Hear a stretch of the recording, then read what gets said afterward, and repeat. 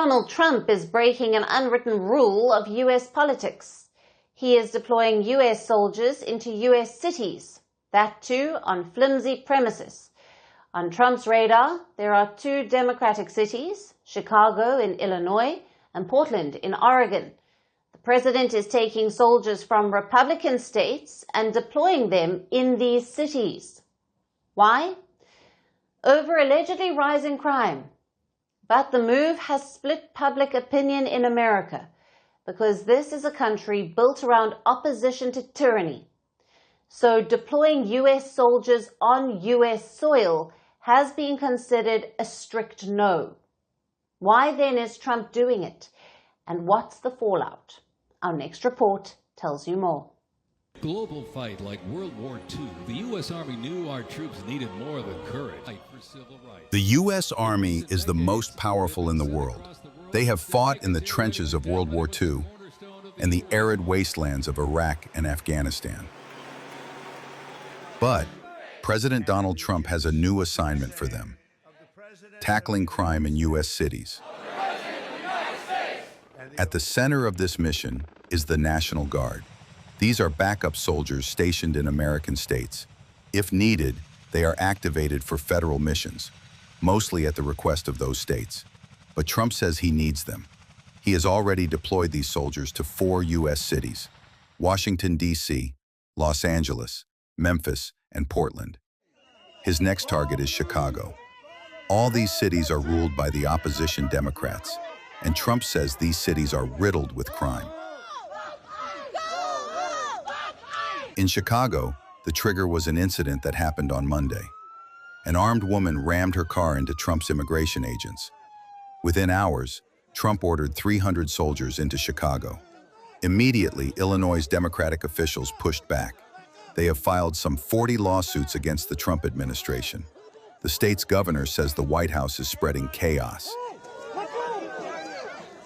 I refuse to let Donald Trump, Kristi Noem, and Gregory Bovino continue on this march toward autocracy.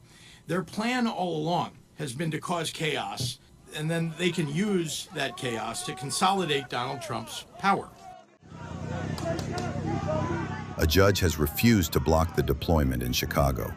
Instead, she has asked the White House for an explanation by Wednesday night. If the reasoning is flimsy, the deployment could be blocked. Watch out, watch out!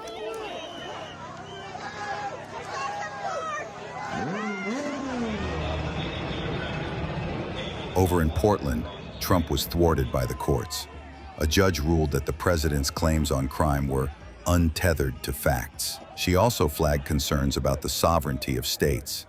Thus, the deployment to Portland was blocked. But Trump isn't giving up. He is planning to appeal the court's verdict. And if all else fails, Trump has floated a nuclear option, invoking the Insurrection Act. The Insurrection Act, under what conditions or terms would you... Well, I'd do it if it was necessary. So far, it hasn't been necessary, but we have an Insurrection Act for a reason. If I had to enact it, I'd do that. The Insurrection Act dates back to the 19th century. It allows the U.S. president to deploy soldiers at home to put down rebellions or insurrections. Invoking that act would be a legal and political minefield. But Trump isn't joking. He has already dropped enough hints about his plan. Last week, the president addressed top U.S. generals in Virginia. In that speech, he said something chilling, that U.S. cities could become training grounds for the U.S. military. And I told Pete, we should use some of these dangerous cities as training grounds for our military, National Guard, but military. Because we're going into Chicago very soon. That's a big city with an incompetent governor, stupid, stupid. In a country like the U.S., such statements cut deep. America was founded on revolutionary values. Its political culture is dominated by themes of standing up to tyranny and authority, which is why deploying U.S. troops on U.S. soil was a strict no. Other presidents have done this, but often to quell riots or at the request of the state. But Trump is doing it unilaterally. In doing that, he has set the stage for a legal and constitutional crisis. Want the facts? The latest developments? News that gets straight to the point. Well, we've got all three just for you. This is Firstpost Live, a brand new show, your window into what really matters. Don't miss it.